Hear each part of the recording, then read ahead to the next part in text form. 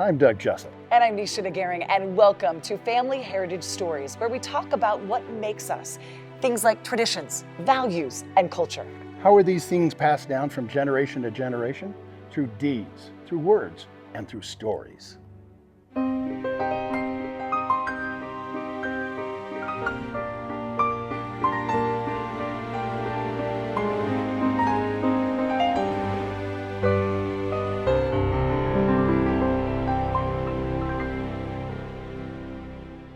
What does a hero mean to you?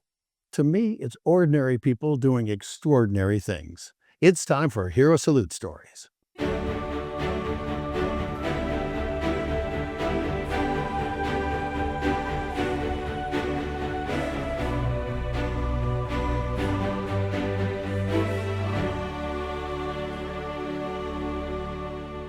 Well, the first ancestor that I joined under, the one that allowed me to become a member, is James Williams.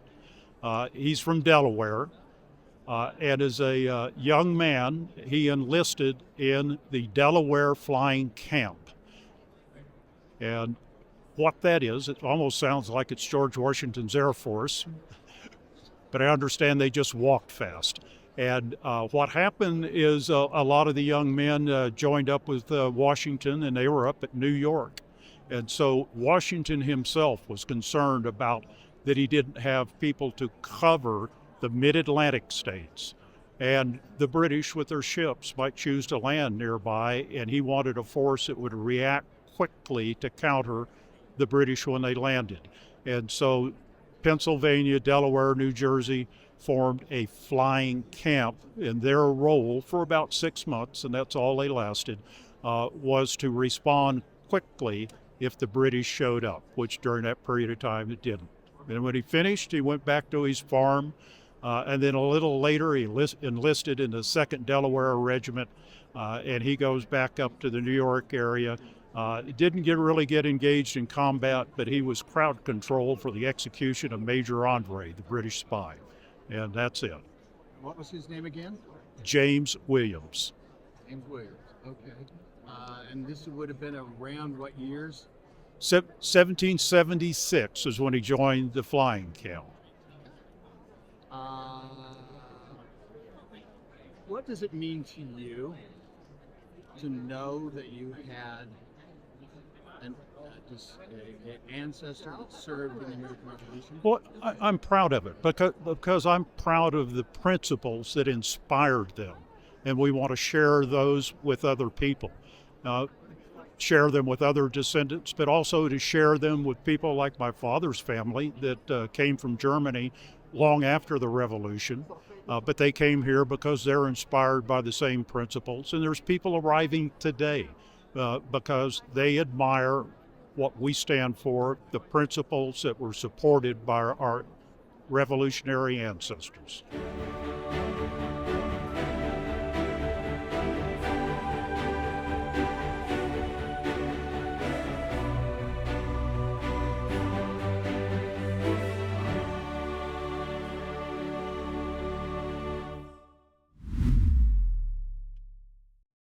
I'm General Max Stitzer. I want to share with you the great honor that I've had to be associated with Doug Jessup, the Fedora Foundation, and Family Heritage Stories. It is so vital and essential that we remember, that we preserve, and that we teach our heritage and history. This program and the work that Doug and Fedora Foundation do is so vitally essential to remembering the heroes of this nation. They come in many forms. Some serve in uniform, and all across the different career fields and pursuits in life. We're surrounded by heroes. Well, one day, their time on this earth will pass.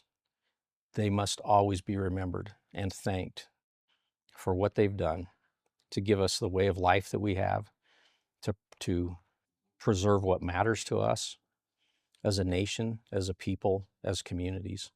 It is so vital that we recognize and remember greatness and service in those who have served.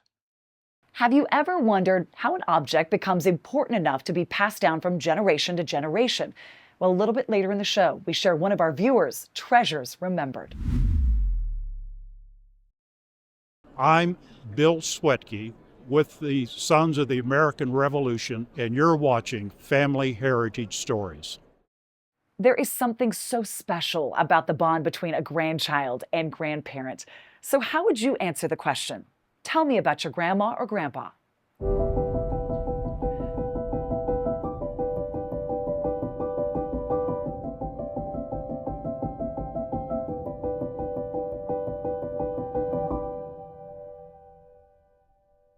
People have heard about the fighting preacher, fighting parson, Willard Bean.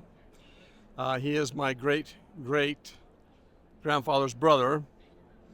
And I used to live in the East Coast, and so I ended up giving quite a few firesides about him up there in Palmyra and that kind of thing. And he is some of my favorite stories about him, as people have read in the books and seen in the movies. He was a professional boxer, and he trained Jack Dempsey, so he knew what to do.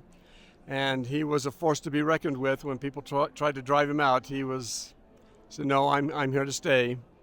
And some of the funny stories as they tried to make life miserable for them. One day, he was walking down the sidewalk.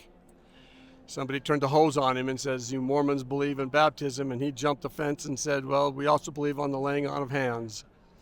And so that's one of those funny stories about him. And so his father settled Provo, Utah, George Washington Bean.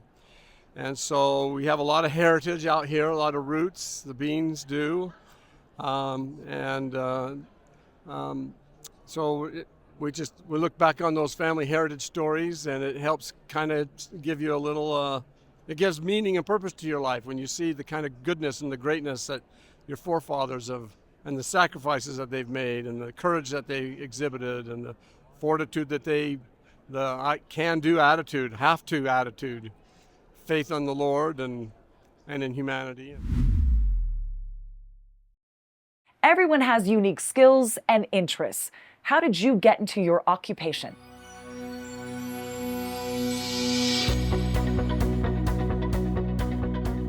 Welcome back to Family Heritage Stories.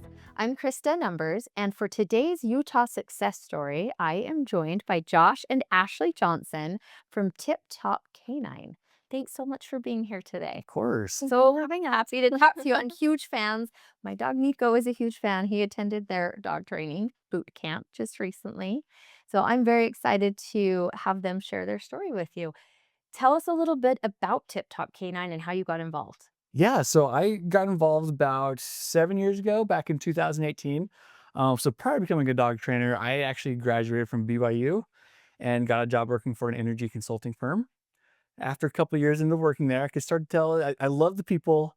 It just wasn't for me. So I was in the process, I was in the process of looking for something else. I was actually working towards going back to getting my MBA. During this time of change, I have a brother that lives in Oklahoma. My brother knows Ryan and Rachel Wimpy. They're the founders of Tip Top Canine.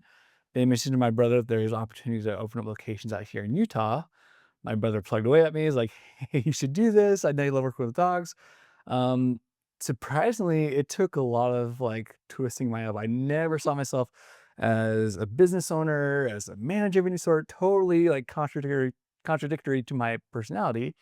However, luckily I realized that working and playing with dogs the rest of my life was going to be much better than going back to school just to sit in another desk, right? In fact, work with dogs is actually something I've always wanted to do before I even graduated from college.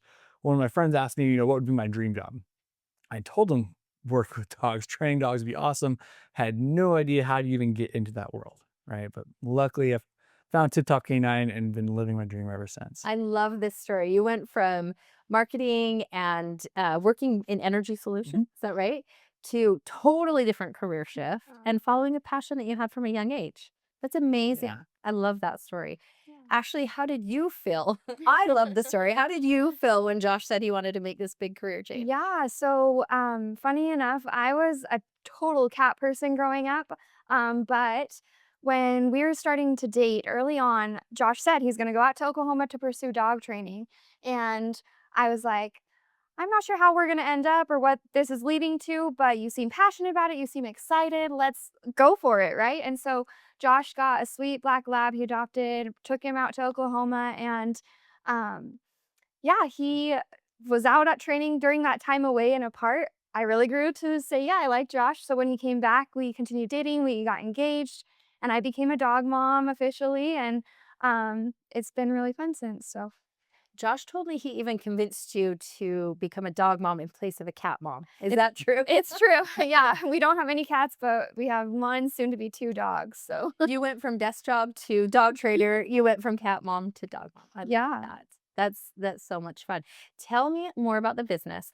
What is it that sets Tip Top Canine apart from the many other options out there for dog training? Sure, yeah. So one of the big things that attracted me to Tip Top Canine's training method is there's a huge focus on transferability. Basically, what that means is that we're trying to not be the dog whisperer, right? I want to make sure the way we train is very easy for clients to replicate. I hear from people all the time where they attend group class training or they attend a lesson somewhere else. Dog does great with the trainer, but then they come home and back in the real world, the dog struggles, right? So transferability to us means transfer of obedience between people, but also environment and distractions, right? So I love Tip Top Canine's training method because the results it produces around um, any distraction, any environment. But also what sets us apart ties into kind of our mission statement. Our mission statement is threefold. So one, help clients enjoy their dogs more thoroughly, right? As you probably know, a trained dog means less stress in the house, right? Absolutely. Two, help dogs enjoy their life more. Trained dogs, it's so much more freedom.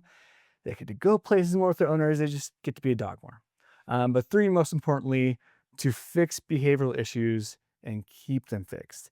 As you probably know, behavioral issues are the number one reason why dogs are either rehomed, surrendered to a shelter, or even put down. Turns out that 95% of these issues we can resolve with just about a month. I love the results that we're able to get because of one, the method that we use is super effective, but also the experience that we have. Last year alone, we worked with over 150 reactive dogs. They're doing so much better. One of the most rewarding parts of this job is when I'm working with a client and they come up to me, it's like, hey, before training, it's been years since my dog has been out in public because they were a liability. It's just been too stressful to take him out. But then we're doing our last couple lessons at like Home Depot, off Lakeshore Park, and the dogs are just doing so much better. And another thing that really contributes to the success of the dogs is included with every single customer's or client's training. The dog goes to training. Once they're all done, they have access to come to our lifetime group class. What that is, it's 2 free additional lessons every single week for the dog's entire life. Essentially, it's kind of like good dog insurance, right? So say a dog goes to training and they do awesome. Or then a year or two down the line, or 5 years down the line, either the dog regresses or maybe the client forgets how to do something. Just pop into group class, we bring them right back up to speed. I love that so much. I did not realize, and it makes sense, but I hadn't thought about it, that having a well-trained dog literally can prevent dogs from being taken to the shelter because you can avoid some of those behavioral issues like biting or some of the things that dogs are often put down for. Sure. That's really fascinating. I mean, it's intuitive to think you want a well-trained dog just around the home to have a better, like you said, a better lifestyle and a better environment, but it really can head off so much more than that. So that's amazing work that you do. I also love that you offer the free lifetime classes. Nico and I will be at Thursday's group lesson. Yeah, my cat in the booth. He's doing great, and you guys did such an amazing job with him. I just want everybody to know the great work that Josh and Ashley do at Tip Top Canine. So thanks so much for joining me today. Where can people follow you on social media? Where can people go to find out more? Sure. So most people find us on Google, just Googling Tip Top Canine. We have our website, tiptopcanine.com, but we're also on most social media, all the major social media platforms, YouTube, Facebook, Instagram. All these places are great places to find us. And if you can't see Josh's shirt, it's on your screen. Tip Top Canine, K, the letter K, and the number 9. So easy to find. Like I found you through Google, so it works. Yeah. And just thank you so much. Is there anything else that you want to share with us today, or? No, just excited to see Nico again. Yay, awesome. Excited to meet all the dogs and play with them. We love dogs. It's such a fun environment. The dogs have so much fun. So thank you so much again for everything. Thanks for being here today with another episode of Utah Success Stories. I'm Krista Numbers, and this is Family Heritage Stories. We'll be right back. Part of Family Heritage Stories is passing on experiences to the next generation. How did you deal with something tough in your life? Hi guys, this is Doug Jessup with another episode of The Caring Stories. Now with me today, Darren Watts. Now Darren, you have got an incredible story, so thank you very much for coming on today. Resilience is developed over a lifetime. Even though the tester was December of 2022 when I fell in a bathroom in Germany and broke my neck and became paralyzed from the neck down. But I have to say that that resilience occurred with a lifetime of being able to become an obstetrician gynecologist, which is not an easy job. A lot of sleepless nights, a lot of stressors, a lot of really challenges that occurred prior to this whole event. But in December of 22, I fell in a bathroom and I lay paralyzed in a bathroom floor, hard, cold, knew that my life was going to change. I hadn't met you before, but I'd heard your story. Yeah. And so quite honestly, I was a bit shocked to see you walk in here and, you know, with a So am I. It's like, is that okay? yeah, I mean, what the heck happened next? Yeah.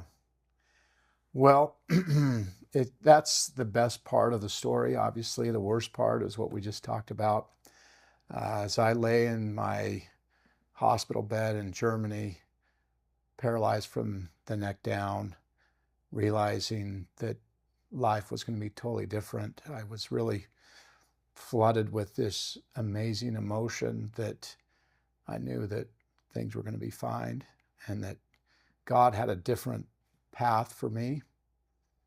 And so that's kind of where I started at the very beginning, was knowing that life was going to be fine, that all things were going to work out for good because of my faith in God. And then I just started to see gosh, it's hard sometimes to talk about, sorry.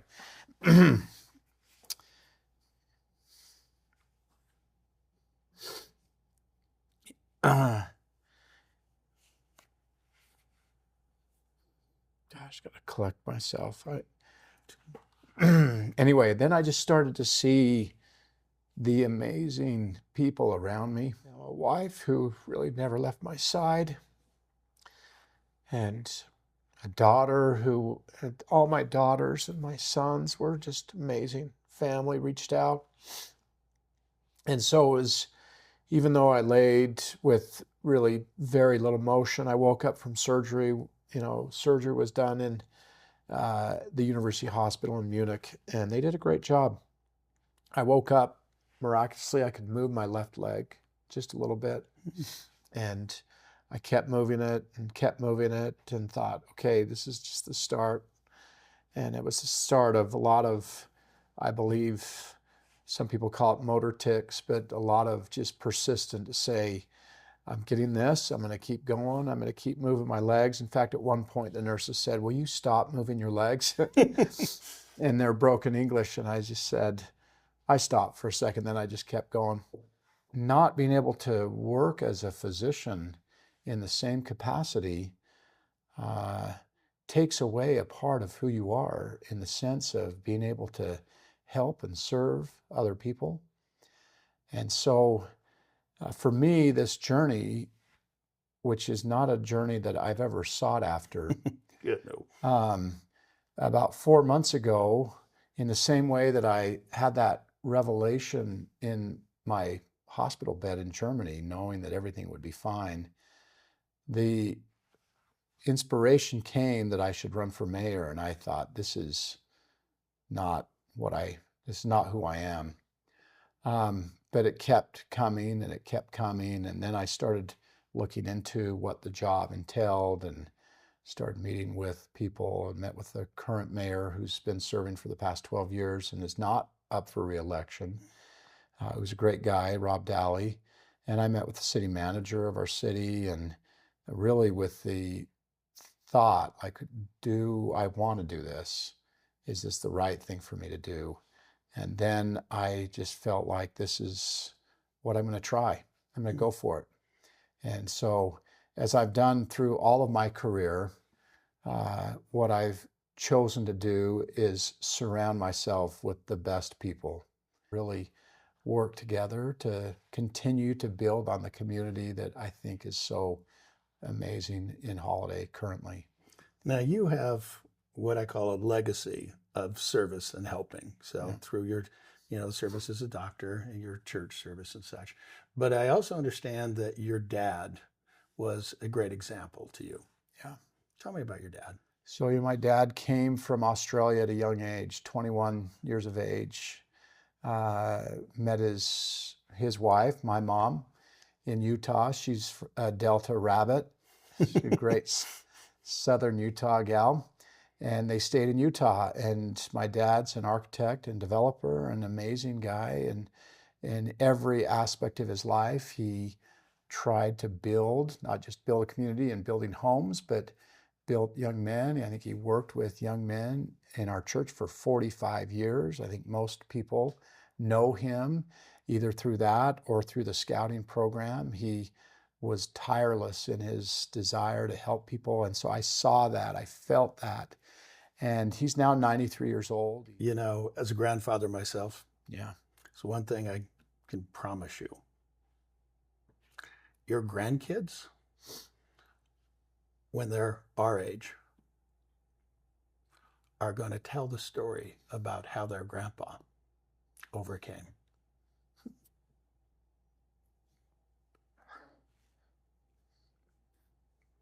You leave quite a legacy. Now, Yeah. we've done an extended interview, and so we're going to, if people want to see the entire interview, they're going to have to go to your website because, it's kind of a little longer. Sure. But what's the website that we should be sending people to? Well, they can find it at two locations. One will be Doc Watts for mayor, DOC Watts for FOR, mayor.com. Or they can find it at @DocWatts_, which will be our Instagram page. It's been quite a powerful, positive, and inspirational story. We appreciate you sharing. Thank you so much for having me.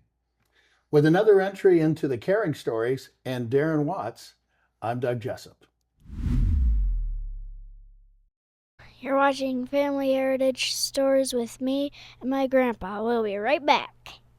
Just the mention of the word genealogy to your kids, and you'll probably see a room full of sighs and eye rolls. We probably would have done the same thing when we were kids. But as we got older and lost loved ones, genealogy started to mean more. Everyone says they wish they could have just 5 more minutes with their loved one, and researching their lives through old journals and faded photos is about as close as we could get. But in our fast-paced digital world, our kids don't seem to be interested in reading and researching their family history. Isn't it time for genealogy to catch up to their speed? That's where your legacy story can help. As a professional production company, we specialize in getting the entire family excited about genealogy by creating family history documentaries. Your family will love hearing Grandma and Grandpa's stories in their own voice for generations to come. Visit us today at yourlegacystory.com.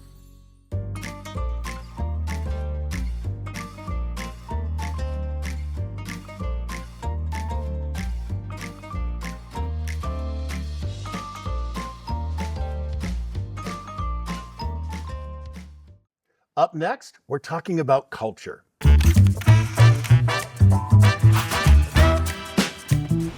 Australia. Whoever came up with this place deserves a real pat on the back. I mean, think about it. There are birds who can laugh, mammals who can sing, waterfalls that can fall both ways, and 126 different shops that all reckon they sell the world's best pie. There are walls that can tell stories, cities that start where the waves end, and there's a lot of nothing, which is actually really something. You've got rivers that can wash your worries away, bush that knows how to bounce back. I heard about places where you can fly, kayak or wade to lunch and get served a delicious beverage by a guy called Jeff. I mean, I don't know if that's his actual name, but gee, that sounds like a pretty incredible day. This is a place that took a look at the rulebook and said, nah, here's a platypus. You know the most incredible thing of all? A holiday here this year is exactly what this place and all of us needs. So get out there for Australia. Objects with stories. Those are treasures remembered.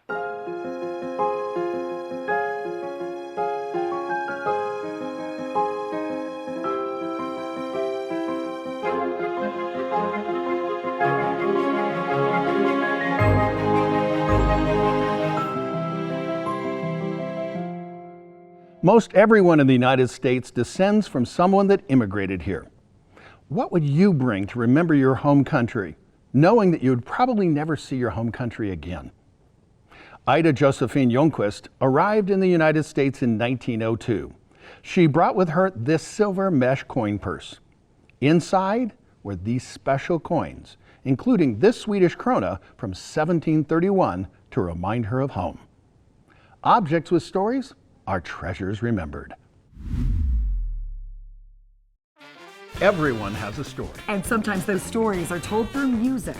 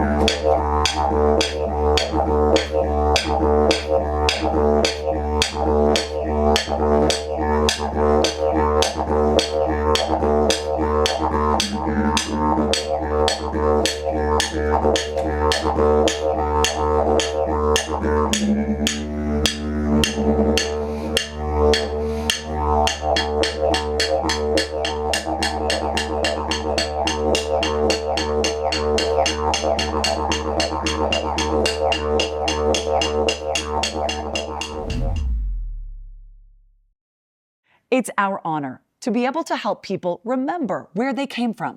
If stories are not passed down from generation to generation, the stories are lost, and it's as though those people never existed. So how do you want to be remembered? With another episode of Family Heritage Stories, I'm Nisha DeGaring. And I'm Doug Jessup.